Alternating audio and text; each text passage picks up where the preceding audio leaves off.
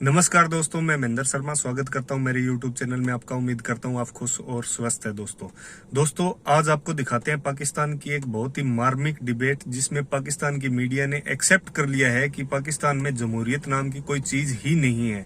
इन्हीं के डिबेट करने वालों ने ये खुद एग्री किया है कि ये पाकिस्तान की पार्लियामेंट को ताले तक लग चुके हैं, क्योंकि 8-8, 9-9, 10-10 महीने इनके प्राइम मिनिस्टर पार्लियामेंट का मुंह तक नहीं देखते। तो दोस्तों आइए दिखाते हैं आपको ये इनके खुद के मुंह से की हुई एग्री कि ये इनकी पार्लियामेंट में कुछ भी पार्लियामेंट नाम की कोई चीज नहीं है, क्योंकि इनके ताले तक लग चुके हैं। तो आइए दोस्तों दिखाते हैं आपको ये डिबेट, और इस वीडियो को पूरा देखें दोस्तों। बहुत ही लेटेस्ट और मजेदार वीडियो है। इनके पाकिस्तान का हालिया बयान, हालिया हालात जो है वो उजागर किया है इन एंकरों ने। तो दोस्तों उससे भी पहले मैं आपसे रिक्वेस्ट करूं, अगर आप मेरे चैनल पे नए हैं तो मेरे चैनल को लाइक, शेयर एंड सब्सक्राइब जरूर करें दोस्तों, और कमेंट में अपनी प्रतिक्रिया जरूर दे दोस्तों पाकिस्तान के बारे में, पाकिस्तान की पार्लियामेंट के बारे में। कोशिश की, लेकिन इस मुल्क में जमहूरियत हमेशा नाम की रही है, और उसकी वजह यह कि जो बुनियाद है जमहूरियत की, वो बुनियाद तो हमने कभी पूरी ना की है, ना करने की कोशिश की है। इस मुल्क में कोई जमहूरियत पे यकीन नहीं रखता, कोई सियासी जमात नहीं चाहती इस मुल्क में मुकम्मल जमहूरियत आए। वो जो बुनियादी जमहूरियत की जो ज़रूरियात है वो खुद पूरी करने को तैयार। कहाँ तायात लीडरशिप्स होती हैं पूरी दुनिया में। हमने कहा हमारा लीडर, उसके नाम के साथ या तो भुट्टो ज़रूरी है या उसके नाम के साथ शरीफ ज़रूरी है, और अब इमरान खान साहब आ गए हैं, वो भी जिस हद तक डिक्टेटोरियल हो सकते हैं वो होते हैं। एक लीडर बैठ के डिसाइड करता है पार्टी ने क्या करना है।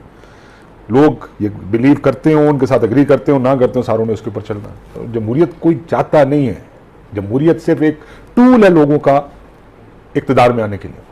पावर गेम है, इख्तियार चाहते हैं, इक्तदार चाहते हैं, उसके लिए सियासी जमात होना जरूरी है। तो जब जमात भी बन जाती है और उसको इस्तेमाल करके लोग इक्तदार हासिल करना चाहते हैं, चाहे वो सियासी जमातें हों, जाहिर है उन्हीं का काम है इस मुल्क में जमहूरियत लाने का।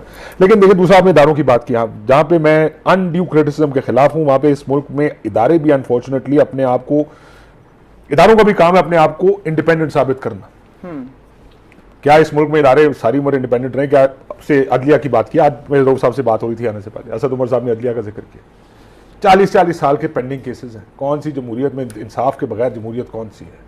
अगर कोई ये कॉल आउट करे कि अदालतों को वक्त पर इंसाफ देना चाहिए, इसमें इदारों पे हमला नहीं। मैं जो वज़रा ने इलेक्शन कमीशन के खिलाफ जुबान इस्तेमाल की, आग लगा देंगे, ये कर देंगे, that's unfair, who can stand with this? गलत है। ये हमारा पाकिस्तान का एक मैवरिक मौला जट स्टाइल है, जिसमें सख्त से सख्त बात करेंगे तो लीडर बड़ा खुश हो जाएगा। पीसीओ के जज बाहर निकालो, याद होगा उसके ऊपर कुछ लोग नायल भी हो गए थे, तलाल चौधरी साहब वगैरह।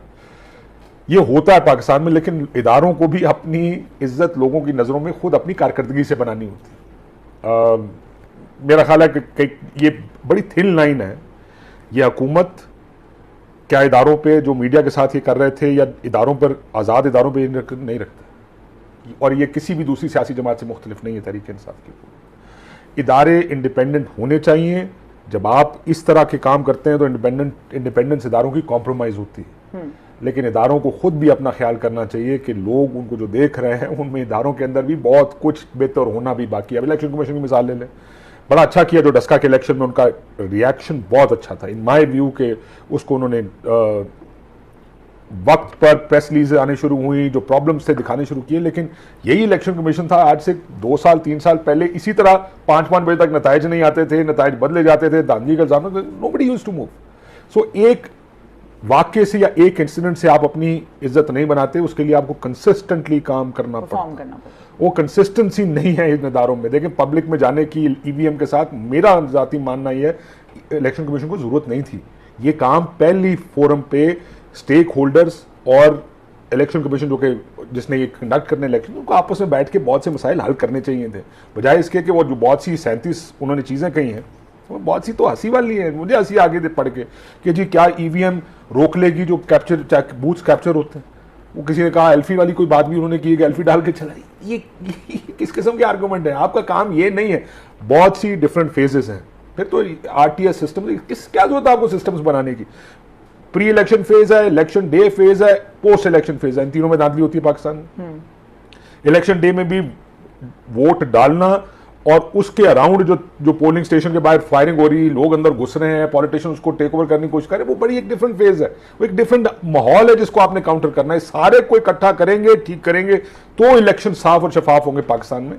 सो जहां सियासतदानों को इस तरह के बयानात से गुरेज करना चाहिए, वहां इदारों पे भी बहुत भारी जिम्मेदारी है। In other words you saying कि पाकिस्तान में अगर जमहूरियत नहीं है मुकम्मल तौर पे या उस तरह से नहीं है जिस तरह से जमहूरियत को डिफाइन किया जाता है, तो इसमें इदारों का अपना भी बहुत बड़ा कसूर है जी, एब्सोल्युटली। क्या अदालतों ने इससे पहले मार्शल लॉज को जस्टिफाई नहीं किया? क्या इसी सुप्रीम कोर्ट ने 3-3 साल की और आइन में तरमीम की इजाजत दे दी है? यही इदारे हैं ना, इन्हीं इदारों की बात हो रही है। यही इलेक्शन कमीशन है हमारे सामने।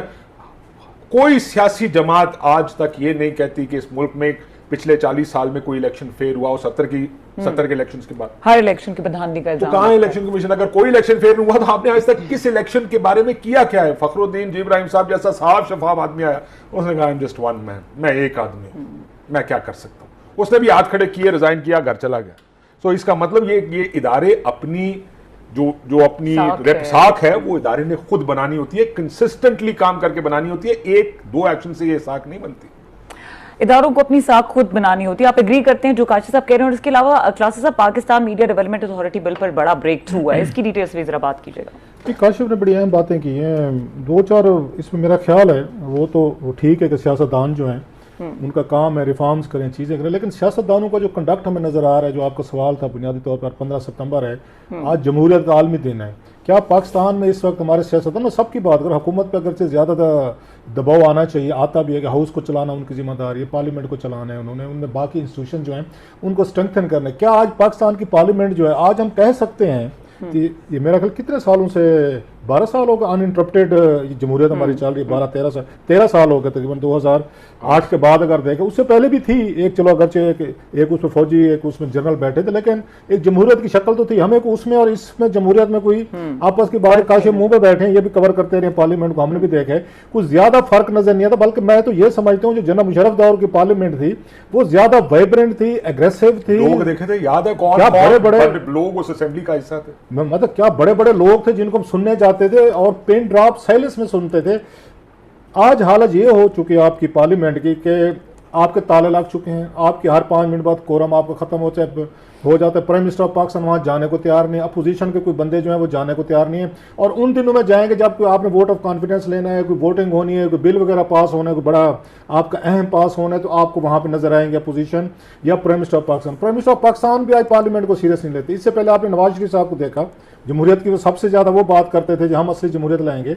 आपको याद हो 8 महीने वो पार्लियामेंट नहीं गए थे, 6 महीने कैबिनेट। सेनेट को ये कहना पड़ा कि अब आप इतने अरसे बाद आएंगे सेनेट के। रज़ा रब्बानी साहब ने उन्होंने रूल्स ऑफ बिजनेस में जाकर चेंजेस कराई कि आपको साल में 2-3 दफा आना पड़ेगा, फिर भी एक दफा गए थे पूरे 4-5 साल में।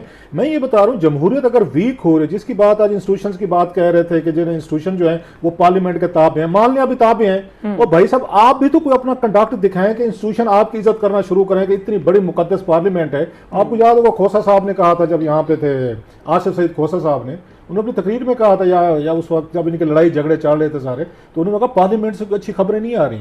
आपका इदारे अगर ये महसूस करेंगे कि जो लोग हमारे सरबराह हैं और जो लोग जिन्होंने हमें चलाना है वो इस काबिल नहीं है कि उनकी आके अपनी इज्जत करते हैं। जिस तरह के लड़ाई झगड़े हमने देखे, इमरान खान साहब आए पहले दिन, उनको तकरीर नहीं करने दी, शोर शराबा, आज तक वो लड़ाई वहां पे डंडा सोटा चल रहा है, गाली गलोच हमने सुनी, वहां पे लड़ाई झगड़े सुने हमने, शाउटिंग में। चलो शाउटिंग मैच में आपके ईमानदार से बताऊं मैं हक में हूँ कि जमहूरियत में अगर आपकी पार्लियामेंट में शाउटिंग मैचेस, ये वो एल्बो शल्बो दूसरे को एक उसको हेल्दी डेमोक्रेसी, ये हेल्दी डेमोक्रेसी के साइंस होते हैं। थर्ड वर्ल्ड कंट्रीज में चीजें होनी चाहिए। अगर ये नहीं होंगी तो फिर मेरा ख्याल है आपकी जमहूरियत भी नहीं चलेगी।